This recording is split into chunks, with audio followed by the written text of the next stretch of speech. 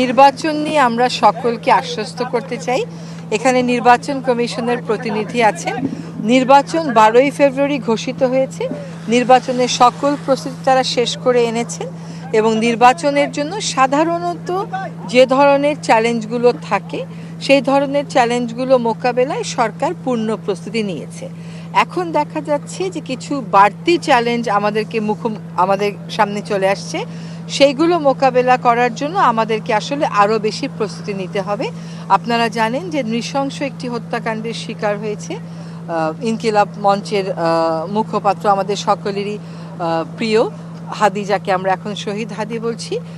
এই যে সহিংসতা করে একটা ভীতিকর অবস্থার সৃষ্টি করা, আগুন দিয়ে একটা ভীতিকর অবস্থার সৃষ্টি করা, এটা করাই হচ্ছে যাতে নির্বাচনটা অনিশ্চয়তার দিকে চলে যায়, নির্বাচন নিয়ে একটা ভীতির পরিস্থিতি সৃষ্টি হয় এবং মানুষ নিরুৎসাহিত হয়।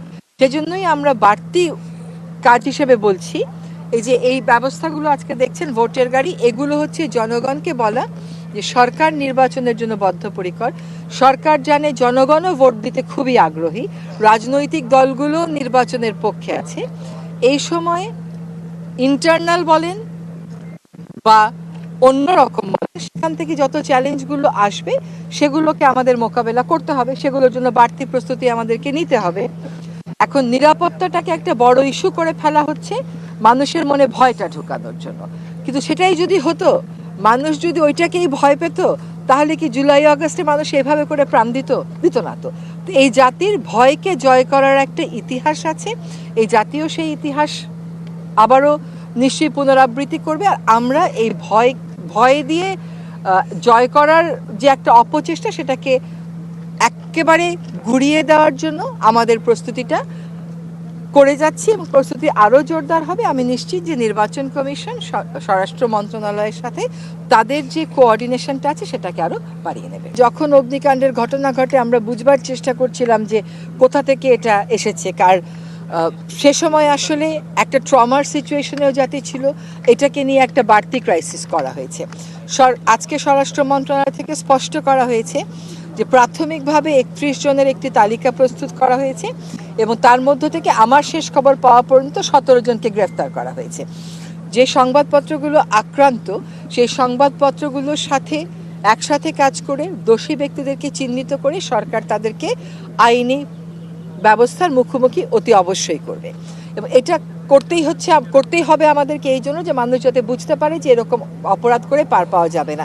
যদি কারো মতের সাথে আপনার মতের দ্বিমত থাকে, এটা তো থাকতেই পারে, সেজন্যই তো গণতন্ত্র, সেজন্যই তো ভোট। আপনি আপনার মত দিয়ে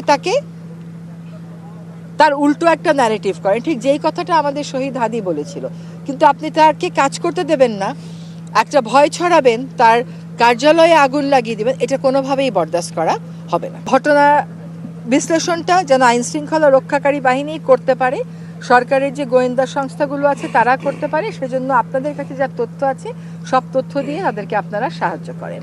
সরকার সকল সম্ভাবনাকে মাথায় রাখছে এবং একটা কথা বলে আমি আশ্বস্ত করতে চাই যে এই ঘটনার সাথে যারাই জড়িত থাকুক না কেন, যাদের ব্যাপারেই আমরা তথ্য প্রমাণ পাবো, আমাদের তদন্তে এটা উঠে আসবে, তাদের সকলের বিরুদ্ধেই ব্যবস্থা গ্রহণ করা হবে এবং সেটা দৃশ্যমান। নতুন করে চিহ্নিত করার এখানে তো সুযোগ নাই, যেটা চিহ্নিত সেটা আর চিহ্নিত করতে আমরা এফোর্ট দিচ্ছি না। কিন্তু সেটা আপনি জানেন যে আমি বাংলাদেশে বসেই আরেকটা জায়গায় আমি সবকিছু বন্ধ করতে পারি না, সেটার একটা প্রক্রিয়া আছে, সেই প্রক্রিয়াও কিন্তু আমাদের সংশ্লিষ্ট মন্ত্রণালয় শুরু করেছে।